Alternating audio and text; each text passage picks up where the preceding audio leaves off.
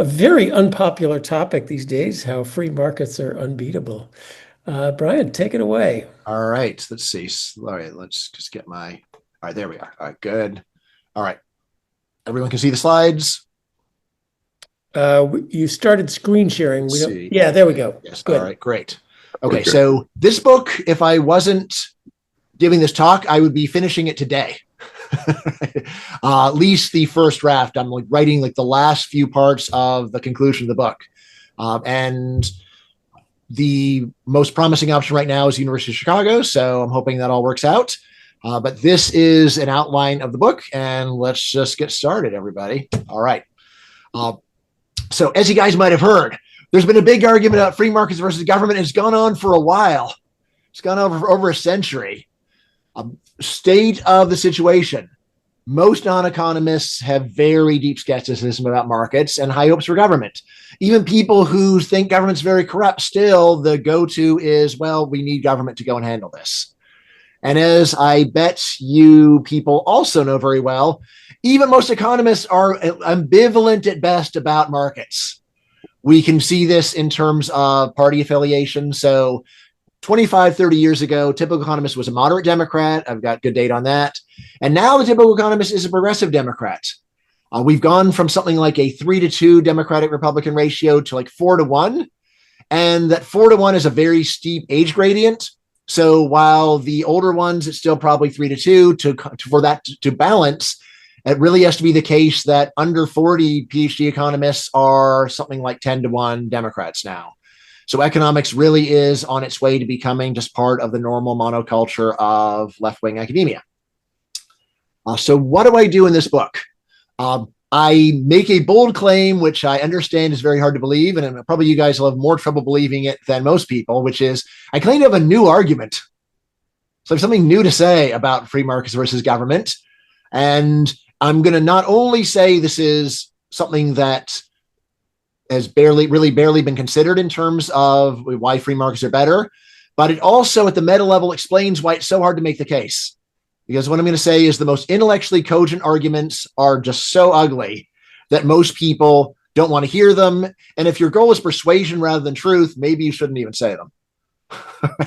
So this is a book about truth over persuasion.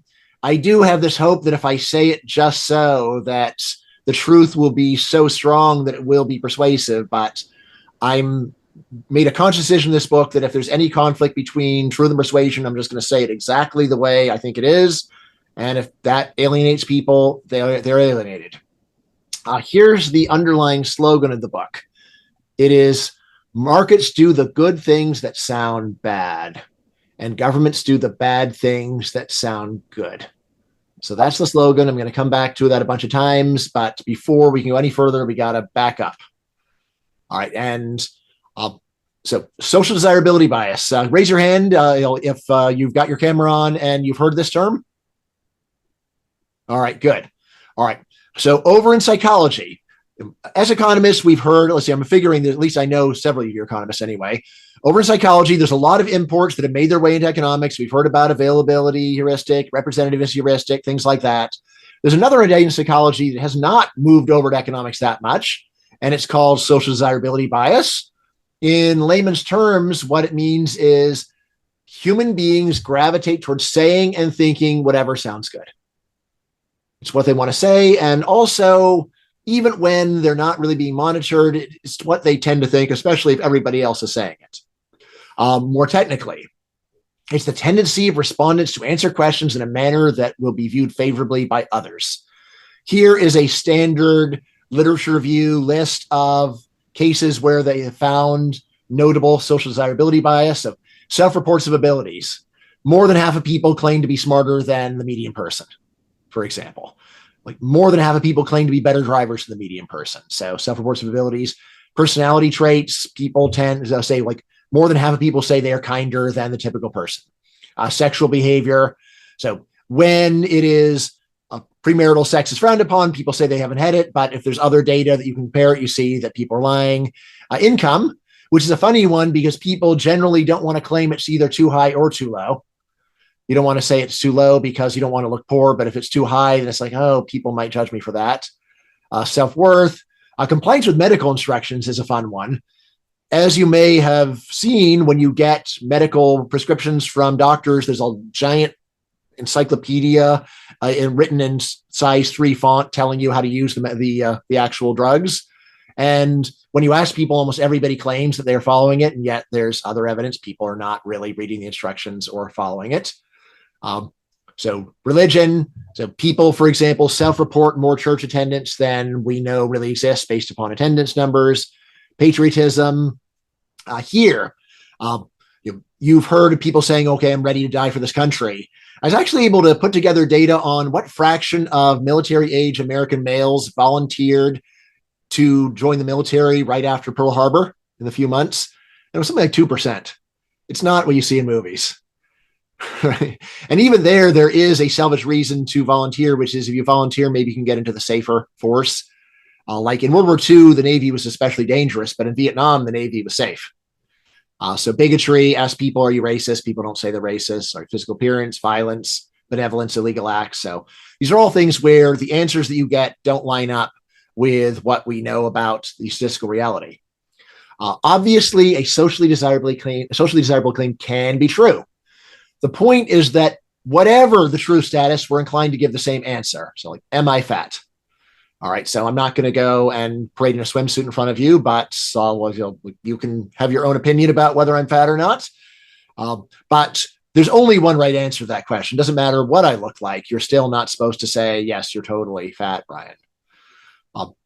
What's interesting is we have this tradition in economics of saying, oh, we don't care what people say in surveys. All that matters is observable behavior. But most of this is based upon just saying you can't trust people. It's like, well, how do we know we can't trust people? Social desirability bias is the empirical literature showing that economists' concerns about self-reports are somewhat justified, although still probably exaggerated because there's a lot of areas where self-reports seem reliable. But nevertheless, when there is a difference between what sounds good and what is true, then those are cases where you generally cannot rely upon self-reports or interviews. And so economists have been onto something, but we've reached the right answer without much evidence. One of the best examples of social desirability bias is if you ask people, hypothetically, would you abort a Down syndrome fetus? And it's just a hypothetical question, then the range is something like 23 to 33% of people say they would abort the Down syndrome fetus. But we also have data on what happens when people are in this situation, and it's like in the range of 89 to 97%. So there's an enormous number of people who say they wouldn't do it, but in fact do it. One difference between me and psychologists on social desirability bias, and I've got this idea from talking to them, is saying, like, Bryan, you're taking it more seriously than we ever have. So, for example, things like, want to come to my party on Friday. And socially desirable answer is, I don't feel like it. No, it's I can't, which is weird, right? What do you mean you can't? Will you be in a cage? Why can't you come to my parties? You don't want to. The easiest way to spot social desirability bias is by appeal to this adage, actions speak louder than words. Right? My dad is from Los Angeles and he complains about how terrible it is all the time. Right? So then why does he live there? Why does he live there if it's so terrible? All right. And again, it's not one where you can't afford to move someplace else. He's got $1 million house all paid off, worth more now. So he could easily move. He has all the money, but the truth is he doesn't, in fact, want to. He doesn't really think that LA is so terrible. He has certain complaints and he talks about those all the time, but obviously he considers the package to be highly favorable. Or another one is, God is the most important thing in my life. All right, well, then how come you hardly ever go to church? Actions speak louder than words. Now, social desirability bias is especially prominent in political rhetoric if you're paying attention. So here's some standard cases of things that you will hear in politics that are obviously absurd and it can't be literally true. Like, we will win the war on terror. It's like, with what probability are you going to win it? What would count as winning? No, I don't want to talk about that. I'm just going to say we will win. Or, no matter what the cost. No matter what the cost, we will get to Mars. It's like, what if half of us have to starve to death? We're going to go to Mars for half the people starving to death. Like, every citizen of X deserves the best Y in the world. Every citizen of Canada deserves the world's best healthcare. It's like, Is it even possible to give that many people the best healthcare? The best doctor can't serve everybody, so it's just not true that you're giving everybody the best, right? Or as we heard during COVID, if it saves one life, saves one life. Yeah, by that logic, why were we doing any recreational driving before COVID? Or one other one, I did an interview with Andrew Sullivan, and this is me doing my impression of Andrew's impression of his brother. So, Andrew, London's not England anymore. The background of this is Andrew was saying that immigrants have ruined London, and his brother lives there, and he just feels like, oh, the immigrants have made everything so terrible that it's just awful. It's like, okay, well, there are low immigration parts of the UK you could move to, right? So if they're really so awful, why haven't you moved there? And people often want to change the subject. Well, why should I have to move? That's not the point. The point is you're saying it's terrible, and your own behavior shows that you yourself do not believe that. That is the point. Right now, if you were to say, immigrants have made London 2% worse for me, all right, then that could be true. And it's like 2% worse. Well, that's not a big enough difference for you to want to move. It hasn't eaten up all of your consumer surplus yet relative to your next best alternative. But obviously, in politics, you do not hear a lot of people saying this has made things 2% worse, and we now must make it a national priority. No, it's got to be the sky is falling.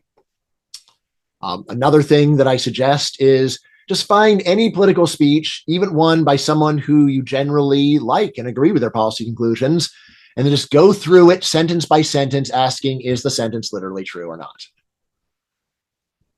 Now, this does bring us to a puzzle, which is, I just told you actions speak louder than words. So then why are these just childish words the path to power? Why is it that it's hard to think of any successful politician who actually speaks truthfully on questions like this? And basic answer is this. Actions only speak louder than words when you're spending your own time and money. That's where the fact that you are or not allocating your resources in a manner consistent with your words is revealing. But on the other hand, when you're spending other people's time and money, that's where words speak louder than actions. That's where a politician gets more gets more mileage, gets more attention just by saying whatever sounds good. You may say, well, but an election, that's an action, right? And here I do go back to my first book, Myth of the Rational Voter, and say, no, elections are surveys. They're surveys. Voting is words. It's like, how can you say that when an election determines who gets power? Because one person has an absolutely microscopic effect. It really is on the same level as yelling at your television as something that's going to go and change policy. From the point of view of one individual, the probability your vote will change anything is vanishingly small.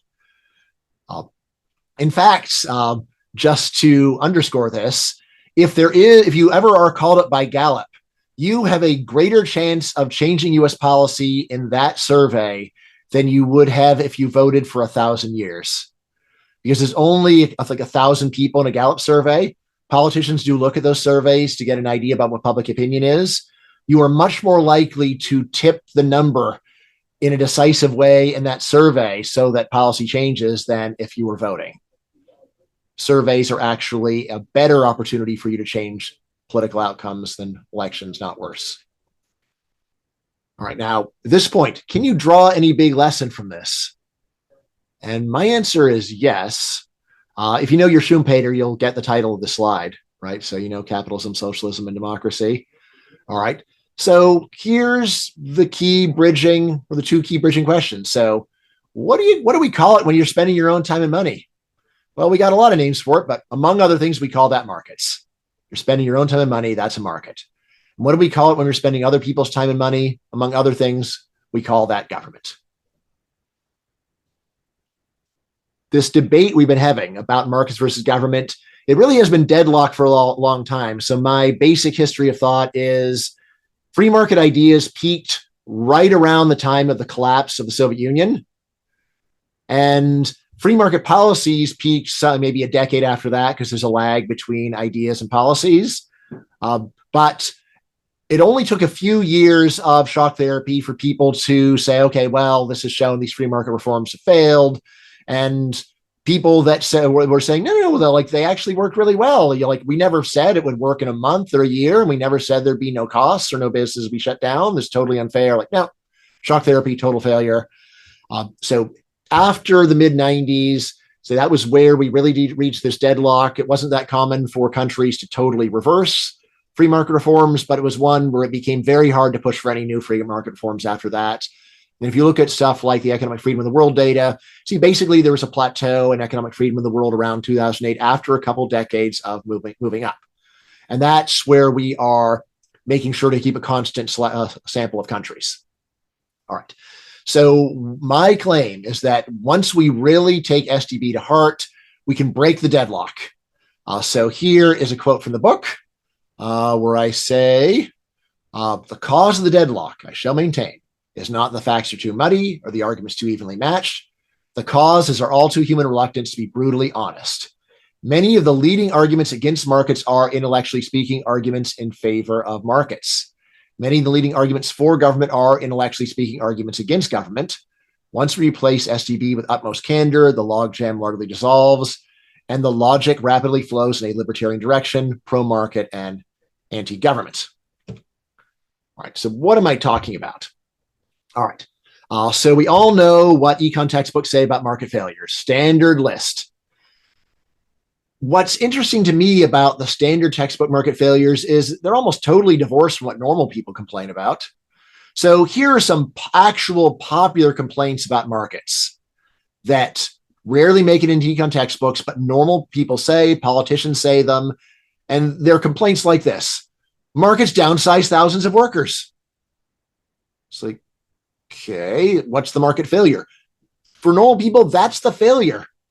There is a greedy business that was giving people a livelihood, and just because the workers didn't add value anymore, they got rid of them. Markets failed. Or they didn't buy the best safety equipment because it was too expensive. They said, we're not going to go and do it because it would cost $50 million per life saved. That's horrible. Markets failed because they care about money more than people. Or they're closing the factories because Chinese products are cheaper. Horrible. Right? Or one from my own area. They're turning the old farm into condos. How awful that in an area with extremely valuable real estate, a farm left over from 100 years ago is getting shut down and they're going to let thousands of people live there instead. Right? Or if you've seen signs for anti-globalization protesters, there's often signs just says greed. No, not greed is leading to socially negative behavior, but just greed. All right, so what is going on in all these cases? So first of all, I say these are all cases actually of markets working well. It's very hard to shoehorn any of these complaints into normal econ textbook market failure theory. Really what's going on is markets are doing the good thing, even though it sounds bad. How so? Well, first of all, markets are cost conscious. Markets look and say, look, are these workers actually adding value? If not, we don't want them. How much would it cost to go and save lives? How expensive are the domestic products versus the Chinese products? This is a standard thing that happens in markets. And it sounds bad to normal people because, like, what are you doing? You're trading off human well-being and mere money, filthy lucre. But as you guys know, it is vital for prosperity that people wonder, is there a cheaper way to do this? Of course. If you imagine a society where no one ever asked, what's this going to cost? It would be a terrible society because we would burn up our resources on low priorities and then not have stuff for more important things. Similarly, markets are consumer conscious, which sounds bad. It's like you're going to shut down a children's museum just because they don't have enough children going there. What about the children that are going there? They really liked it. You're going to deprive the children of this wonderful museum, right? And in markets, like, well, look, it matters if a lot of people want it or hardly anybody wants it, right? It is vital for prosperity to say, what do consumers really want? What will they pay for? Not just, isn't it lovely to have a museum, but, well, what kind of a market do we have? What's demand for this like? And if there's hardly anyone who wants to pay for it, then we should shut it down to avoid wasting valuable resources. It could be better spent elsewhere. And of course, Brian, markets are. Mind Yes. if we ask questions? No, not at all. Not at all. I've got a quick one, and then David's got one. And okay, yeah, super. going. It's more fun that way. So why don't I I'll stop the share No, so I no, can see. leave the Oh share yeah. on. I want Okay. to I could. refer to your Okay. slides. All right. Sure. Sure. Sure. I Okay. can Great. see Okay. the hands up too. So if you want to ask a question, All put right. your hand Yeah. up. Yeah. Sure. I just wanted to suggest a different categorization. Government and morals and ethics and so forth, and people's feelings about it are about income transfers.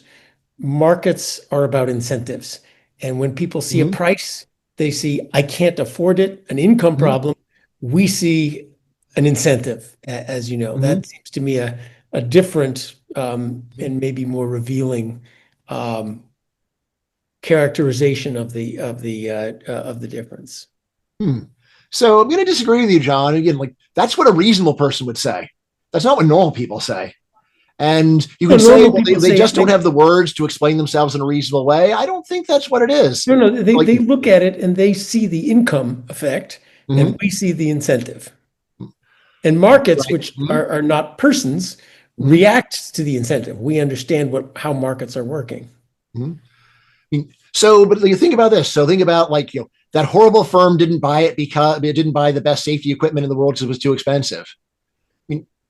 I don't see that as they're complaining about the like the income effect or the income act. Seems like they're saying like we just shouldn't even ask questions about cost when we're dealing with human lives. Just only an evil person would do that. It's about they're greedy and having too much income for themselves. David, I don't want to fight this point Yeah, endlessly. yeah. David, Oh, hey, Brian. So far, I'm Hey, just loving your talk as I expected to. I didn't know we could ask questions midway, so I had one from way back. Uh, okay. um, so I remember I started writing a book on the draft in 1980, and all my Uh-huh. notes burned in that fire Yeah. that I told you about. Mhm. So this is from memory, but I remember that the first 3 months after Pearl Harbor, about 140,000 people volunteered. And they disproportionately volunteered in the Navy. Now you might say, well, wait a minute, that was the safe area. Yeah. Not how it was thought Yes. about. You were going to go after Mhm. Japan, and that was Navy. So I just want to Yeah. point out, I'm not So challenging. yeah, I'm like I wrote a Okay. blog post where I got what seemed to be the best numbers. If I'm Okay. wrong on that, then I really want to know, so I stopped saying a wrong thing. But Yeah. like so it was on econ log. So you just put in like Pearl Harbor, then that should be almost the first hit on econ log, and then you can find it and see whether there's something wrong with my numbers. So Okay. And maybe definitely, there if I was got something a wrong with specific mine. factual error, Yeah. shame, and I want to get it out of the book. But Okay. Thanks a lot. all right. Okay, so last one is markets are risk conscious. So markets play the odds instead of doing the safest thing, which again is vital for prosperity. It matters what probabilities actually are. So if there is only a 2% chance of some bad outcome, it makes sense to spend a lot fewer resources handling it than if there's a 10% chance. Right. And similarly, if there's only a small chance of success, even if it sounds good, it makes sense to do less.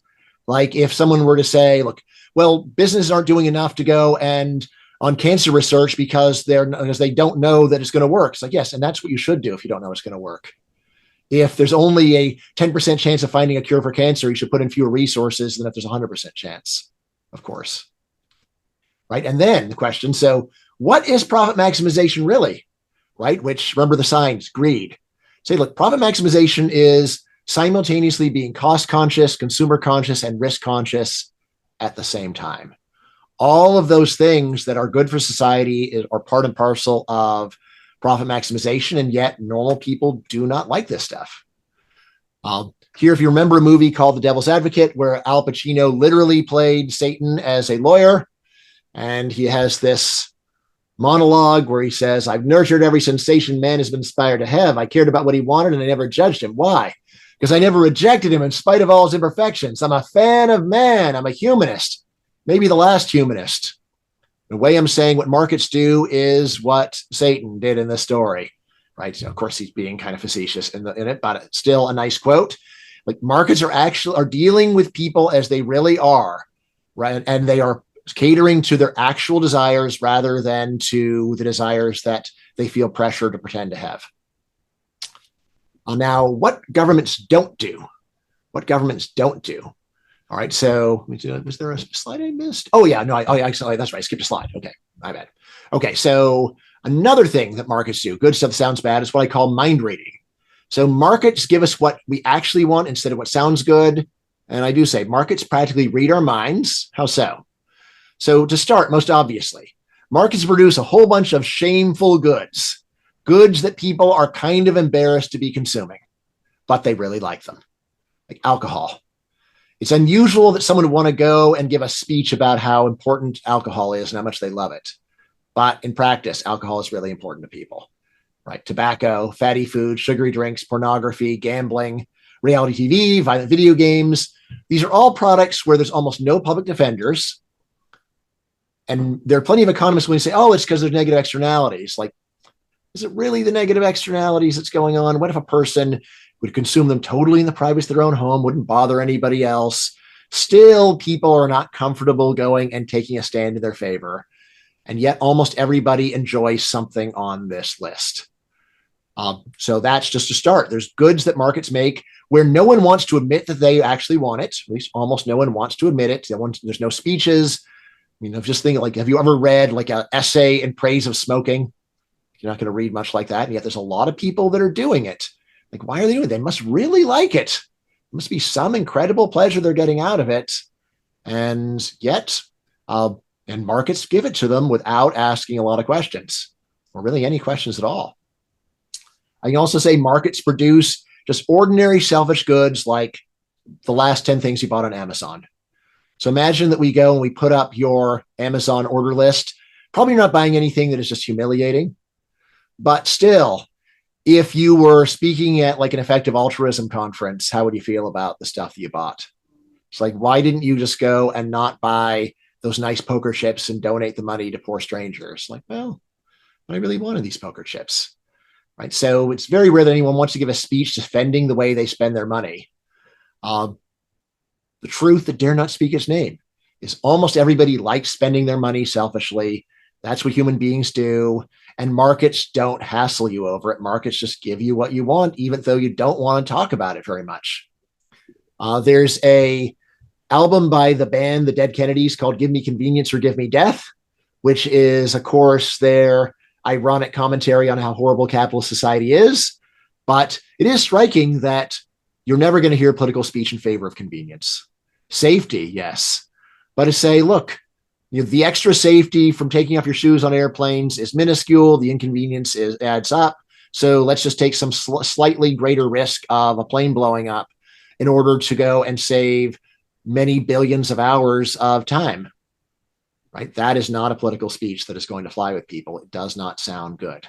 Bryan, we've got two questions. Okay, yeah, sure. Take them. I didn't see who's first. Who's ready to go? I think that Zoom automatically prioritizes you by your order. So I guess Frankel's first. Yes. Oh, you have to unzoom. Or unmute, rather. Unmute. At the risk of everybody just kind of giving you their pet peeve, what I would claim, and I think I got this from Thomas Sowell, is just the denial of scarcity is the huge issue. I think that's fundamental. And I just want you to comment that. I think you're giving a lot of good specifics. And we wanted to boil it down. There's an issue of trade-offs that people don't want to acknowledge. So look, I love Sowell. I think there's something to that, but I think that's actually an error sufficiently dumb that people are rarely making it. When someone says, like, how can our society go and spend money on alcohol when there's hunger elsewhere in the world? It sounds like the person knows about scarcity. They're just saying that no one should get to enjoy life until everybody has the bare minimum. The comment, like you hear it often, the richest society in the world should be able to give everybody health care or something like that. Yeah, and so again, that doesn't sound like a denial of scarcity, does it? It sounds like it is, saying, let the rich pay for it, and let's take away their luxuries so we can get paid for necessities for others. Well, then we're talking about an income effect, like John brought up. Yes. Well, so that could be income effect could right, but anyway, so again, possible, but don't think so. So but we can come back to that, and then John. Yeah, hi. Thanks very much for the talk. I just want to put in a plug for tobacco. You said nobody's going to talk about tobacco. Well, actually, a few years ago, I did a lot of research and wrote a book called Unlucky Strike. which pointed out that the risks to society of alcohol are quite considerable. The risks to society of tobacco are essentially zero. There's no evidence. To society, so it's harming others rather than yourself. Right, harming others. The best study on secondhand smoke found no effect. A Dutch study on the lifetime healthcare costs of smokers found actually less. Yes, negative, right? Right. Anyway, just wanted to make that point. All right. Thank you. All right. Fair enough. All right. I'd also like to add, the attitude that you're describing goes way back. It's sort of part of Christianity for 2,000 years. Yeah, so it's not something very culturally civic to today. I think this is very rooted in human nature. Yeah, well, I don't know what, I'm reminded that Cosimo de' Medici bought art because he was worried about his soul, and having started a fantastic bank that made all sorts of people wealthy was not enough. Down to the current day, I just saw a TED Talk a while ago advising, Silicon Valley gurus. Well, after you've made your $1 billion, then do something good for the world. Yeah. $1 billion they gave you is because you did 100 billion of good for the world. Giving it away is going to be how you're going to waste the world. So that attitude is very deep. Now, sure. Politicians wrap evil things in propaganda, a point I hope you'll get to sooner or later. Yep. All right. So most obviously, so markets sell stuff, and very rarely do you ever get a lecture from or a demand for justification when markets are selling you something. So give us the one without awkward discussion. But markets even go further and just make people feel good about ourselves. How? By just saying we're not going to have arguments, we're going to do aesthetics. It's a lot of what going on with advertising. So a Mercedes slogan, the best or nothing. In terms of making someone give a speech, why did you go and buy a Mercedes instead of getting a cheap car and then giving the rest to charity? That's an awkward one. But not only do you have to do that, but the business actually will butter up the customers to the point where they can feel good about themselves just by changing the subject. All right, so we have Al Pacino. All right, now, what governments don't do. Remember, so economists have the standard list of market failures, standard list of government remedies, and you've all heard these key ideas, but they're worth reviewing. So standard Pigovian idea. When there are negative externalities, textbook solution, impose a tax. How big of a tax? A tax that is equal to the harm in dollar value. When there are positive externalities, offer a subsidy. How big of a subsidy? A subsidy equal in dollar value to the gain, to the external gain. The end. That's the Pigovian idea. So if there are health effects of pollution, measure the health effects, put a dollar value on it, impose that tax, and then let people do whatever the hell they want as long as they pay the tax. Same thing with positive externality. So if there really is a positive externality of education, measure it, subsidize it, and then say, we're done. We're not going to do any further thing to encourage education where government's not going to run it. We're just going to go and give the subsidy. And once the subsidy is there, there's nothing more to do. We've already reached the optimum point. All right. So this is crucial. Very rarely actually emphasized when we teach undergraduates, but Pigovian remedies let you do anything you want as long as you pay full price. Anything you want. The logic, as you probably know, once you've got the social benefits and you pay the social costs of your actions, by definition, they're socially optimal. There's a great line in the Krugman and Wells textbook saying, well, the main issue with the Pigovian tax on pollution is if it's too low, then there'll be too much pollution, but if it's too high, there'll be too little pollution. And to a normal human being, the idea there could be too little pollution is just insane. Like, what do you mean there's too little pollution? No, we should do as much as we can and make the tax as high as possible so there's just no pollution anymore. That is more of a normal person's mentality. All right, but that is not the Pigovian idea. The Pigovian idea is you want the right amount of air pollution, neither too much nor too little. The idea being if you overtax it, then you are spending enormous amounts of resources to handle a minor problem, which is all sound logic, but it sounds terrible. And here is the harsh reality. There is not a single government on earth that comes remotely close to following Pigou. If you read econ textbooks, and I did reread a bunch of textbooks for writing this book, they very strongly insinuate that Pigou is close to what governments are doing right now. That it's like Pigou is offering the theory that explains the practice. And that is not anywhere close to what happens. no government on earth just goes and imposes tax and subsidies and then says whatever you want to do is fine. Instead, it is much more common for governments to go and have a phone book's worth of regulation that thick, combined with a lot of government ownership. And that's the remedy, right? And insofar as they do have taxes or subsidies, those are supplemental. And the main thing, again, is regulatory, of course. So I see I've got some questions from, let's see, first Ken. Yeah, so I want to, I agree with you that most people's instinctive reaction, if there's a problem with externalities, is to regulate rather than do Pigouvian taxation. But I actually don't agree that, like, no normal person, when you said no normal person thinks you could have, like, oh, if the tax is too high, that's bad. I literally make that argument every single time I teach MBA students. And I have students complain about a lot of statements that I make in class. I have never had anyone get up in arms over that point. Maybe they recognize it as an analytical point in the moment. Maybe it's because I'm wrapping up, but and maybe because they're MBA students. But these people are they're on average to the center left to left. For sure. There's a lot of them who are I think that's a slightly overstated, and I think in general you're sort of somewhat overstating what social desirability bias is about everything, and like the right way thinking way of approaching things is. But anyway, yeah, totally fair point, Ken, and I apologize if I overstated. I mean, I do think MBA students are just like, especially like, are you teaching them at Stanford or were you teaching them? So yeah, Stanford MBA students.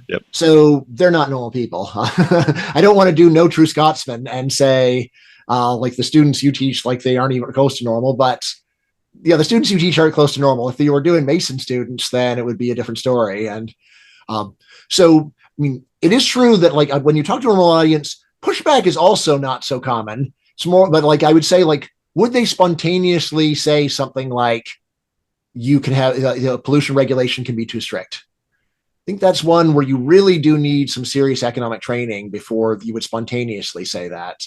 Although, yeah, like to say no one would is an overstatement. And then C. Hoyt. Hi, thanks. Enjoying everything so far. The resistance to Pigouvian stuff, I think, if in the field, is a bit different from what you say, because you're often considering a case where we're going from nothing to something. And a lot of the research that I'm seeing and a lot of the implementation is how can we avoid the massive transfer that comes before we even start influencing behavior, right? Because you have to impose the tax on the inframarginal units or the subsidy on the inframarginal units. And so there's all this rigmarole about how do we avoid doing that, because we want to get the marginal without doing it, without. So who are these people saying this? Well, I mean, there's a lot of research in medical, medical implementations. Look at the development literature. Also look at the European Union's attempt to think about carbon offsets. And, it's a whole bureaucracy about having to certify that this would only have happened if we had paid you. Right. So in other words, we're not going to pay the inframarginal units, understandably, because it's expensive, right? But it generates this kind of whole apparatus. Right. As you start. Although for the taxes, it's a lot easier to understand, right? So that's one where, like, oh my God, we have to also tax the inframarginal people. It's like, oh, how terrible. We're also getting revenue off of them too. I think that for a lot of people, that's a feature, not a bug. I mean, again, of course, the normal way that people think about gasoline taxes, for example, is not that it's there to reduce pollution or congestion. It's just it's a convenient way to raise money. It's like Willie Sutton, like, well, we tax gas because that's where the money is. Thank you. Yep. All right, and it looks like John's got another question. And Jeff goes first. Oh, Jeff. Oh, sorry. I want to make Ken's point, but a little bit stronger. All right, let's hear it. You seem to have a straw man conception of a normal person. Actually, what you call a normal person sounds a lot more to me like a dogmatic academic or a politician than a normal person. Let's take your last example. Normal person says all pollution is bad. Actually, every normal person I know understands if you have a factory, there's going to be some pollution. most normal people, as opposed to most academics, also are perfectly fine with the idea that cars are most efficient when burning gasoline, and that they will have emissions. And, again and again, when you've cited normal people, it actually sounds like you're citing like the average Stanford professor and not the average, not a typical normal person. And I'm wondering if you're somewhat biased in your conception of a normal person by living in an academic world. So I do have a whole book comparing public opinion to public opinion of educated people as well as to economists, and I think that it's very consistent with what I'm saying. So like you are correct insofar as if you get a null person on their own and say, well, should we make pollution regulations so strict that we should ban cars? Then they're going to say no. But if you were to just make the general point of pollution regulations, shouldn't they be as strict as possible? This is one where I think it's going to be very hard to get a null person to object unless you lead the witness. And actually, I think it would give you an easier time getting a Stanford professor, however left-leaning, to say, okay, I guess there are some trade-offs, maybe not in the English department, but over in political science or someplace like that. Obviously in the book, I can actually go over the data a lot better and reference the data. So in my book, The Myth of the Rational Voter, I do go over these beliefs. And I will say that the most simple-minded beliefs that you can think of for economics are very typical of the public. It's not unfair. They are not 100% terrible, of course. Like, for example, just in terms of thinking that supply and demand runs the gasoline market. So there you have about only maybe like 25, about a quarter to a third of non-economists will agree with that. And about 90% of economists, even left-leaning economists, will take the usual supply and demand view of the gasoline market. But probably move on and then we can do all the questions together. So John, right? So a quick one. Yeah. Yep. Or all markets where the primary view is that prices are set according to the greed of the seller, and that's about the only explanation. Yes. But I want to emphasize what you're saying and actually go stronger. I think we are somewhat to blame. The average undergrad microcourse is 1 week of the Perfection of Free Markets hypothetical taught with eyes rolling, and then 9 weeks of market failures addressable by the benevolent dictator. Never look, and as you pointed out, this is a terrible positive theory of regulation. I'd say there's about zero correlation between average regulations and our theory, starting with 150% tariffs on China. Also, the empirical positive failure of this theory, and we have a good theory of it. There is a public choice theory. Why are we not spending 9 weeks on government failures? In fact, the defense of the free market is not the first welfare theorem and the perfection of the market. The defense of the free market is the empirical one, that every time the government's tried it, it's been an abject failure, and we don't teach this. So to many. Yes.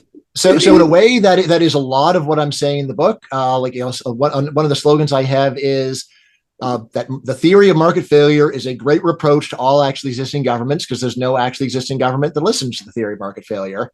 And again, it's not just that there's some small deviation where they're not following it to the letter. They really just aren't following it at all. So like in terms of the most Pigovian government on earth, I'd say it's Singapore. So Singapore, last time I checked, was getting about 25% of its revenue from taxes on negative externalities. But that's the best that we've got. Right? And David Henderson says he does teach this.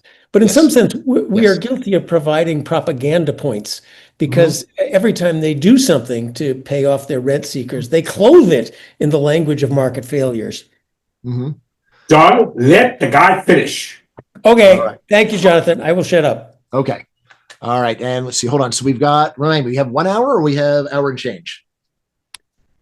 Ideally, half an hour, but hard stop at noon. Okay. All right. So now I think John should be happy. What governments actually do. All right. So instead of taxing negative externalities, governments write big books of regulation, or they just ban things. Also very popular. And notice bans raise no revenue, but governments still like banning things. And so what is the harm of this? I don't have to tell you all, but I'll mention anyway. So it costs more to do regulation than to do taxes. You get less bang for your buck with regulation with taxes. And of course, it ignores collateral damage. And similarly, instead of subsidizing positive externalities, the normal thing is for governments to monopolize key industries, often combined with just giving the products away for free. And what's the harm? It costs more and it ignores massive waste. This is actually a diagram that I managed to get Alex Tabarrok to put into his Econ 1 intro econ textbook, which is the deadweight loss of government giving stuff away for free without rationing. So it's normal for us to go and talk about cases where government is messing up markets, but it's still hard to go and say, look, it's bad if you make healthcare free. It's like, well, how could that possibly be bad? Is it rationing? It's like, well, what if the government puts in so much money, there's no rationing, everybody can get all the healthcare they want gratis? Why is that bad? It's because this means that there's some very expensive treatments, very socially costly, that will be purchased at a gratis cost by people who don't appreciate them very much. So that is an idea that it should be in every textbook, but as far as I know, there's only one that currently has it: the evil of gratis provision. Which is I think you're referring to a slide that we're not seeing. You're not seeing what governments actually do? Oh, okay, I thought you said there was a diagram that you were. No. So the diagram I just got Alex Tabarrok to put into his book. If you can visualize the diagram of the deadweight loss of providing enough, making quantity so abundant that you have the demand curve hit the x-axis. And just imagine what that deadweight loss is, and it's easy to make it astronomical. So then I come to the part of the book where I say, look, quantitatively, what are the main things the U.S. governments do, or the main thing the U.S. government does? So I guess governments, because it's including state and local, right? And again, so what does this mean? Well, it's like, well, whether or not you think that laissez-faire is a good idea, we should still measure government based upon the difference between what's happening now and what would happen in a free market. I think that's a reasonable standard. All right, so it's like, what's happening now? What would happen in a free market? If that's trillions of dollars of resources that are differently allocated, then we should call that trillions of dollars of government behavior. All right, and I say, what are the main things the U.S. governments do? So, like, first thing, nearly ban immigration. All right, so I've got my other book, Open Borders, and you've probably heard about a lot of the work on the incredible upside potential of not just high-skilled immigration, but low-skilled immigration. If you're familiar with the Gulf monarchies, United Arab Emirates, 88% foreign born, but they've let in enormous numbers of immigrants, including low-skilled immigrants. They did it the sensible way where they come to work, not to go on welfare. And the gains are truly astronomical. We don't have time to go over to more detail. I know John knows about this, but really it comes down to, look, you stamp the papers of a low-skilled Haitian worker. He comes to the U.S. and the next week he's making 10 or 15 times as much money as he's making back in Haiti. What an amazing thing that you can accomplish by stamping someone's paperwork.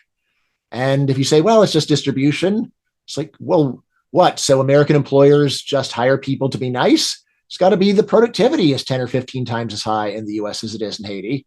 And yet we have these incredibly strict trade barriers that wind up being an effective tariff rate of like 1,000% or more on immigration.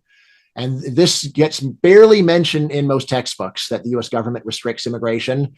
A lot of stuff on the horrors of inequality and poverty, nothing on what government is doing to actually prevent people from moving to opportunity.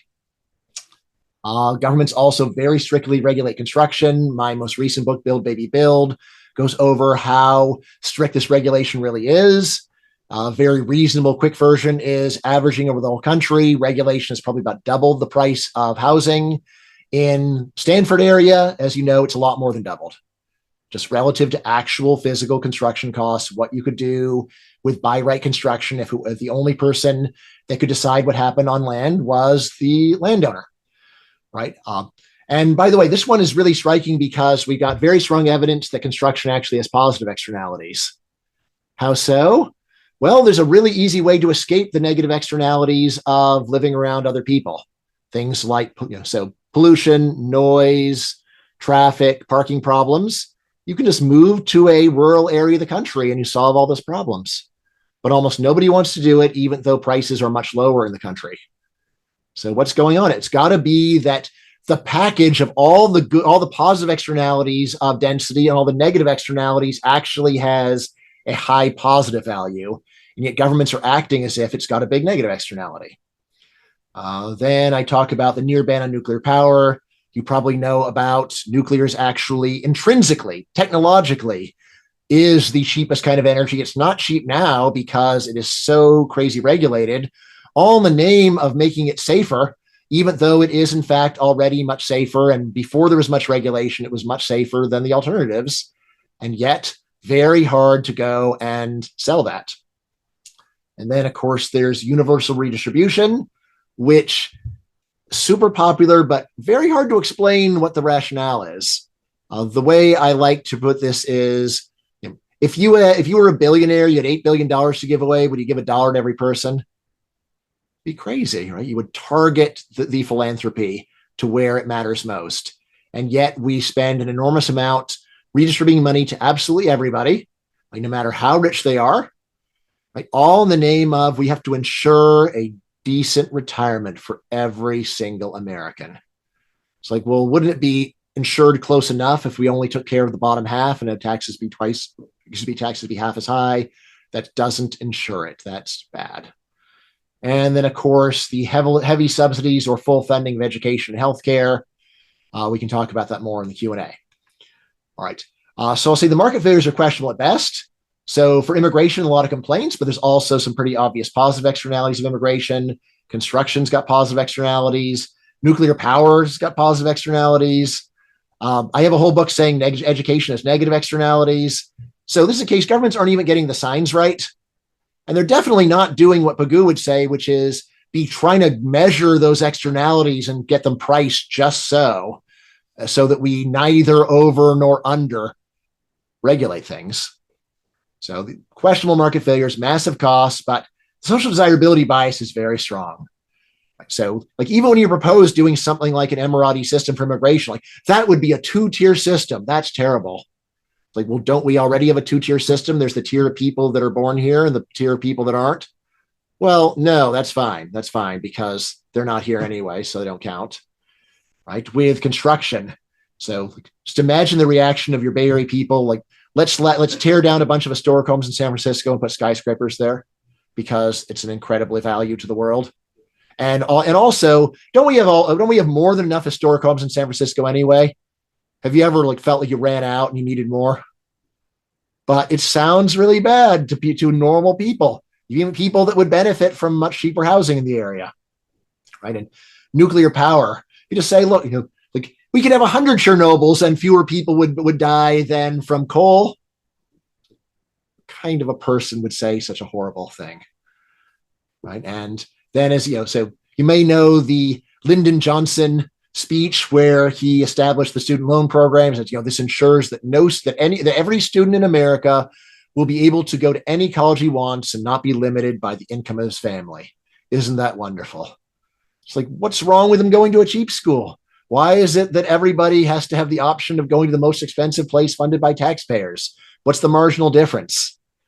These are not questions people like to hear, right? And of course, for healthcare, you're probably aware there have been a number of efforts to measure the effect of expansion of health provision or healthcare on actual objective measures of health, and it's been really hard to find it.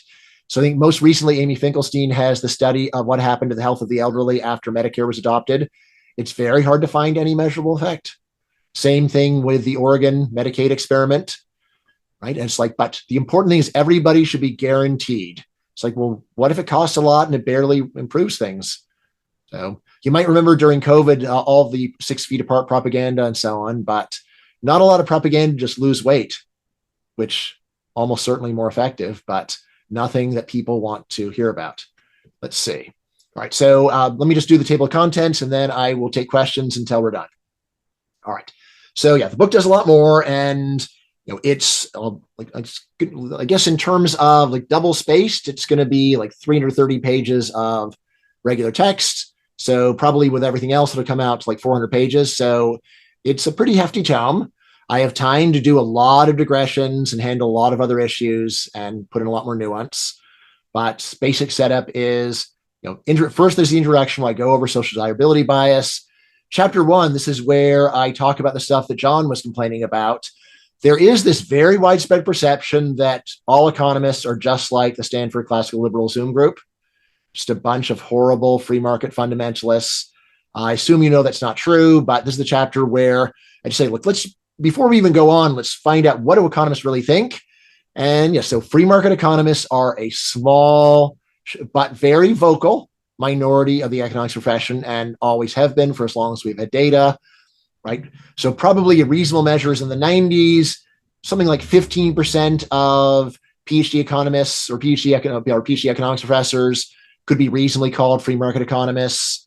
Now it's probably down to more like 5%. So anyway, go over that just to get a feel for what economists actually think. And then also answering questions like, so like, why do people call Larry Summers a market fundamentalist? Why is it that among the left, there is an idea that Larry Summers and Milton Friedman are the same guy? Even though Larry Summers has spent his entire long career saying that he believes in more government. And there I appeal to what's been called the tyranny of small differences.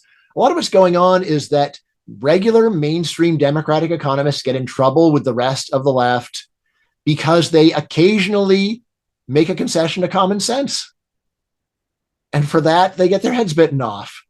For example, during COVID, Larry Summers went and wrote a piece saying, look, obviously we need to have lots of redistribution during COVID. I favor even more redistribution than we're doing, but there has to be a limit. And then in The Nation, they lashed out at him for that. There has to be a limit line, which is like, how can you deny that? That I will say, that is at the higher level. I think that is beyond common sense. That is at the level of fanaticism. But this is what regular mainstream economists are dealing with. And I think it does explain why are they perceived falsely as being free market economists. Is because once in a while they say something good about free markets, and you're not supposed to say anything good about free markets. Then the next chapter, tragically underrated why economists are wrong about free markets. A lot of that is just going over the extent to which standard market failure arguments are just overstated, both in theory and in practice. Some of it is just things like, it's not true that monopolies always lead to market failure. We've got models like contestability where they don't.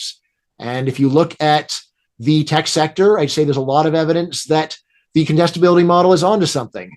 Like, who is Amazon competing with exactly? So they're mostly competing with a hypothetical firm that would enter if Amazon stopped being awesome. All right, so I go over that. So I've got a section on what's wrong with the theory of market failure, what's wrong with the practice of market failure.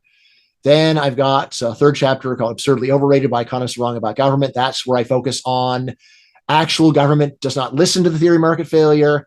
It's just ridiculous apologetics to say, oh, governments are approximately doing what the textbook says. They're not. They're not even checking that they got the signs of the externalities correct, and often they're wrong. Then I have this chapter that I barely touched on here called A Word of Irrationality, where I say the best case for and against government.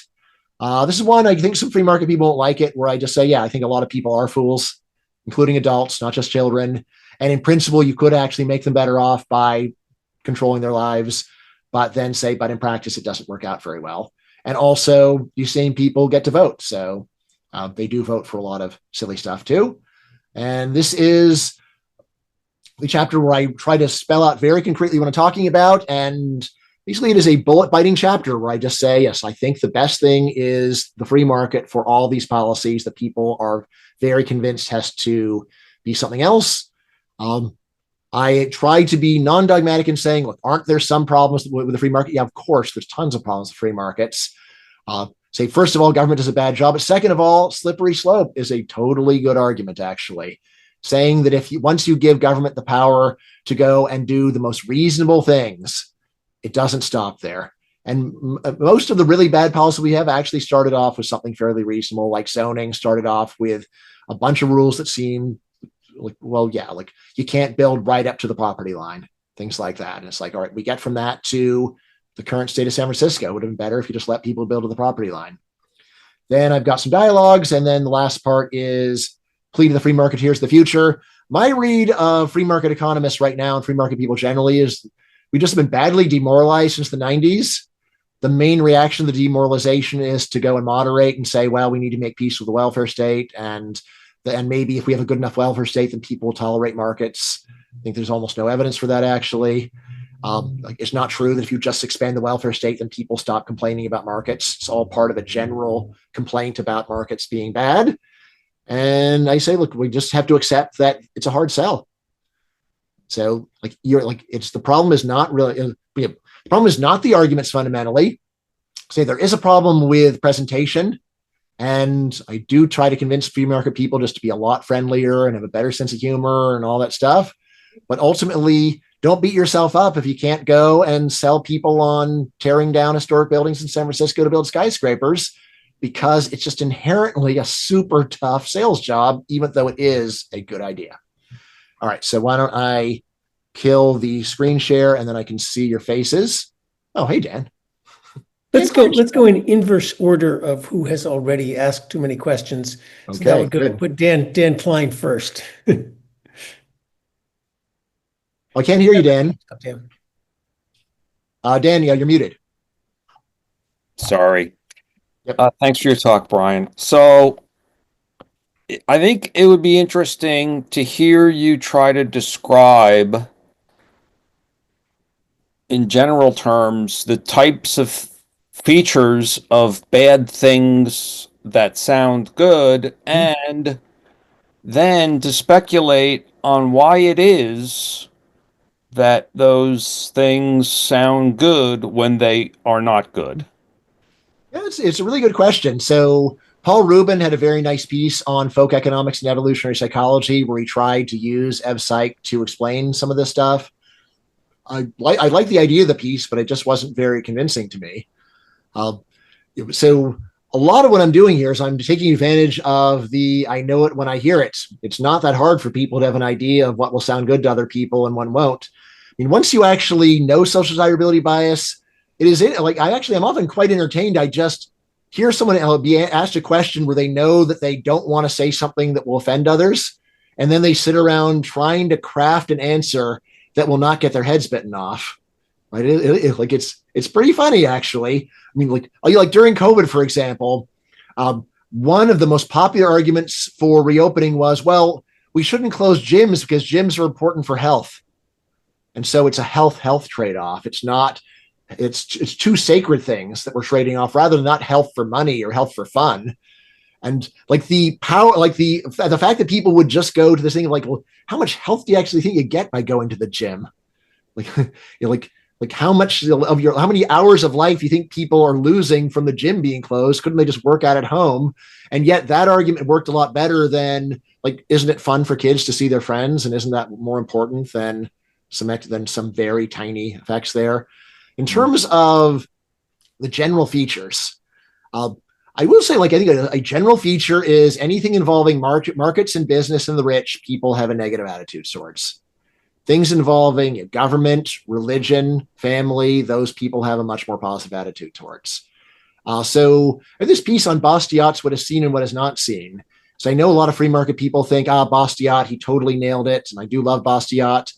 But here's the thing. There are actually some organizations in society that can promise you an unseen benefit for a highly visible cost, and people give it to them. So if governments say we need to fight a war, which is going to be horrible in the short run, but trust me, this guarantees peace in our time, or this will it's the war to end war. Best example. It's like you're asking us to go and die in Europe by the hundreds of thousands of us, and then you're promising that there's not going to be war anymore, and we're going to all cheer and say yes. Governments seem to be very good at getting people to give them a lot of stuff based upon these totally empty promises. And I'd also put religion in that category. Church says, yeah, you make all these sacrifices and you get to go to heaven. It's you can't really show us that we're going to heaven. That's just something you've said, and I don't see any real sign of it. You're just asking us to trust you. In exchange, you want lifetime financial support. You want us to avoid doing a bunch of things that would otherwise be highly enjoyable. But as we know throughout history, so people usually do not laugh in the face of priests or government. But if a business tried to go and say, look, I'm doing this to help you. It's come on, who are you kidding? We all know this is just about you and your desire for money here, right? Which is why businesses like to change the subject to how awesome it's going to be, not their incredible tender feelings for you. In a way, I'd say one of the main ways that we misunderstand business is forgetting that they're run by normal humans. Early in COVID, there were a lot of businesses that I think could probably have safely at least stopped running sales, if not raise prices out of fear of price gouging. And yet people at first were just not comfortable taking advantage of an emergency to say, raise the price of toilet paper and keep it on the shelves. So yeah, we could definitely talk about this in a lot more detail. I don't have a grand theory of it. There is, like I said, so in the empirical literature, they got this list of all the things where they find it. And I would say it's not surprising what's on the list, at least to me. But as to why those things, obviously this is somewhat culturally specific, but more universal than even I would be tempted to say. For example, Americans definitely don't like saying they're rich, which you might think is just part of the egalitarian American spirit. But there's actually a really neat paper on inequality, on attitudes towards equality around the world, where one of the main results is there's not a single country on earth where more than a couple % of people self-identify as rich. Basically, there's nowhere in the world where normal people feel comfortable saying, "Hi, I'm Bryan, and I'm a rich person." It's a middle class. Everyone's middle class, and it's not just an American idiosyncrasy that we don't like calling ourselves rich. If we went back to like medieval times, would the nobility be embarrassed to call themselves rich? I don't know, but it's striking that we can have a whole planet right now where almost no one wants to call themselves rich. So, right. In view of time, I'd like to have Jonathan, Hoyt, and Jeff, and then answer them. And then, if there's time, David and me, the two loudmouths, will go last. All right. So I basically have got like 10 more minutes, then I got to go. Okay. So, Jonathan, Hoyt, and Jeff, go. You mean Jonathan Burke? Jonathan Burke, yes. Yeah. Okay. Very brief. Let's take all the questions. I have a thesis that underlies many of this. I would be interested in what you have to say. And that thesis is that because we can't measure consumer surplus, we just assume it's zero.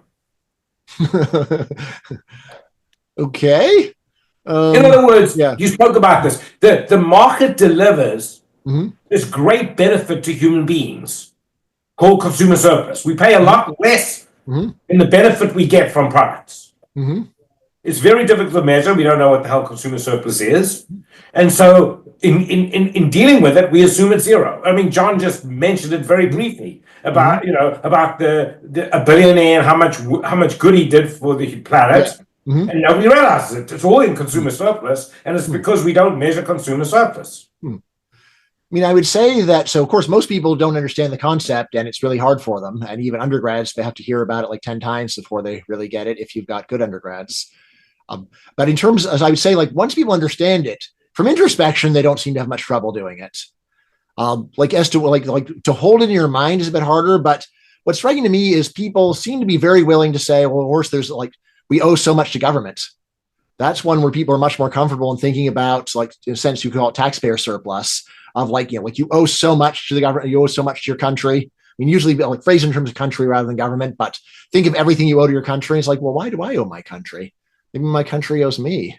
I'm not sure on this. So I think it's more of reversing it, where if you think that something is unworthy of your credit and you hold it in low esteem and you feel tainted to go and say something good about it, then you don't say something good about it. So for someone to go and praise business, it's very awkward for most people. Whereas to go and praise our veterans or our military, our brave soldiers, teachers, these are all groups where people do seem comfortable with the idea of, I don't have to be able to measure the gain precisely to know that we owe them so much. If you can read, thank a teacher, that kind of mentality, right? Or when there's a bumper sticker, it's like, if you can read English, thank a teacher, and if you can speak English, thank a soldier. Let's go to Hoyt next. Yeah. Thanks. I want to come back to this origin story a little bit that you went over quickly, which is people are saying things because they sound good. And sort of one version of this is that because of what's said, we live in such a soup that's what we think. And the other version of this is that people are happy to do their own things with other people's resources. But they're not going to say that unless it sounds good. And does it matter which of do you have some thoughts on that, or does it even matter? So those two seem compatible to me. What's the tension? Well, it's the origin stories often determine how we. If you think this is directing things in the wrong ways, then we might want to step back and think about where we got off track. Right. So I'd say this human tendency to realize that some things sound better than others. It's something where you can see it in very young children. Like if a kid wants something, like even a very young child realize, well, it's better for me to go and say that it's for the benefit of another person than for myself. Right. And that we don't teach them this, right? We don't teach them, if you want something, remember, don't mention yourself. Talk about how it's good for some smaller, more vulnerable person. And then you can get what you want too. And you can sort of free ride off of them rhetorically. It's something where human beings seem very aware of it, even when they're not being taught to do it. So to me, that's exactly the kind of thing that seems like a very promising foundation for a story about human behavior, is something that is that's foundational. I mean, it's true that if someone were just to say, look, we should go and tax the world $1 trillion and give it all to me, that's basically like a Gordon Tullock thing to say, right? If you got anyone here know Gordon, right? Anyway, and it's a joke, and Gordon knew it was a joke. He knew it wasn't going to happen. But yes, of course, if a teacher says we need more money for education, people do not laugh at them or bite their head off, saying you just want that so you can get a big fat raise for yourself. So I do think like I'm comfortable with using as a foundation. I agree. It's not the tightest theory. It's not one where from mathematical first principles, I've got a list of everything that sounds good and bad. It's one where you've got honestly, a lot of this starts with introspection of what seems like it would work. But then there is fortunately quite a bit of data where psychologists have gone and found where are these conflicts between what people do and what they say. That sort of soup point of are people just literally lying when they say this stuff? And I think of it more of they're not thinking about it very hard, and therefore they don't but there's some idea of if I thought about this too much, I might end up in a lie. So I don't even want to consider this stuff. I don't really want to critically evaluate it. So, that relates to the previous question about people just don't have a good concept of consumer surplus to latch onto. Yes. So their thinking is misdirected. Yes. Do you have time for a question from Jeff, or how are you doing on time? Yeah, definitely. So you and I, there's probably a lot we disagree on what people think sounds good and the like, but let me put that aside. Dan asked you the question of why do certain things sound good? And I guess I would urge you to think about that. I mean, you sort of couched everything in terms of social desirability bias, but when it came to all your economic examples, it seemed to be certain things won't play well in the public. Why? Well, that sounds more like people's beliefs, people's misunderstanding of economics. People don't understand markets. They don't understand supply and demand. That doesn't sound like it doesn't sound to me like the driving feature there is social desirability bias. It sounds like the driving feature is people don't know enough economics. John's point about we don't teach them the right things. Why don't you? I mean, why don't you start with sort of the primitive of this is what people believe, and this leads to certain things sounding good and politicians talking in certain ways, instead of the primitive of the social desirability bias? Yeah, fine question. So here's my answer. If it was just a matter of people hadn't had the time to go and think about it, they'd just be agnostic. They wouldn't have opinions. They would just say, I don't know. Almost everybody gets opinions, and they get them very quickly. And how do they get them? So it's not from it's not from getting a inadequate undergraduate economics lecture. They already have opinions when they show up in intro econ. A lot of what we do in intro econ is try to fix students and tell them that their pre-existing opinions are wrong. How can people get so many opinions about economics so quickly? So a very helpful organizational principle is on each question, they gravitate to saying the thing that sounds good to other people. And that's why I think that's the better foundation. It's true that they are confused, but they're confused because they aren't trying. They aren't putting in even minimal effort. They are swiftly adopting what sounds good on all issues. They don't even need the positions logically compatible. I would excuse the interruption. I would say certain things sound good because opinions are formed in many ways. People, by the time they've come to your economics class, they've lived 17, 18, 20 years in the world at a minimum, and they have, observed many things, and they've heard many other opinions. What have they observed that makes them think that it's bad to trade with foreigners?